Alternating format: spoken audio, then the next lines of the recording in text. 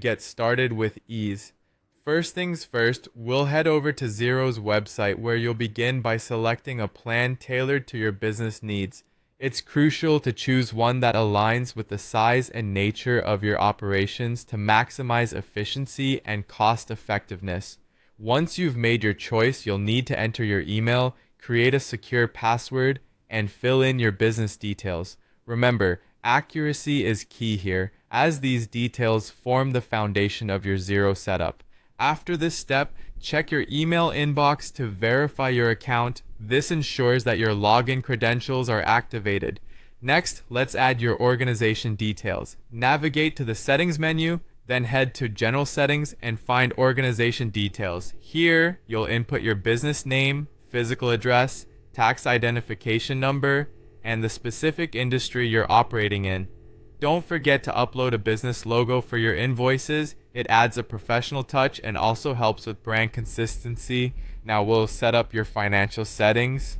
Go back to Settings and select Financial Settings. This section allows you to configure your base currency and set the start of your financial year, which is essential for accurate financial tracking. Plus, you can add relevant tax rates like VAT or GST, depending on where your business is located.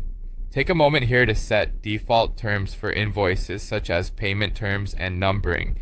These small customizations now can save a lot of time later. It's time to connect your bank accounts.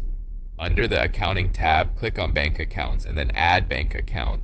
You can either search for your bank to connect securely via online banking or upload statements manually if you prefer a more traditional approach.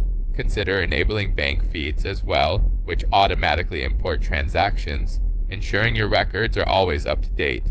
Adding contacts and inventory is up next. You'll go to Contacts and choose Add Contact for entering clients and suppliers. If your business involves selling products, navigate to Business, then Products and Services to list inventory items. Remember to add details like prices, descriptions, and applicable tax rates.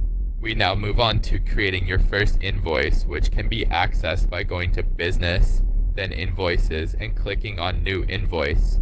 Fill out the necessary fields with your customer's information, selected items, and apply taxes, then save. Should you wish, you can enable online payments through options like Stripe or PayPal to streamline transactions for your clients.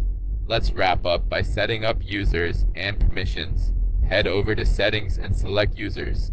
This allows you to invite team members or your accountant, assigning them appropriate roles, such as Standard, Read-Only, or Advisor, depending on the level of access they need. Lastly, don't forget to explore the Report section under Accounting. Here, you're able to generate essential financial documents like profit and loss statements, balance sheets, and aged receivables. These reports can be customized to cater specifically to your business needs, providing a clear overview of your financial health. And there you have it, a straightforward guide to getting started with Xero, designed for beginners. Keep exploring and customizing your setup as your familiarity and needs evolve.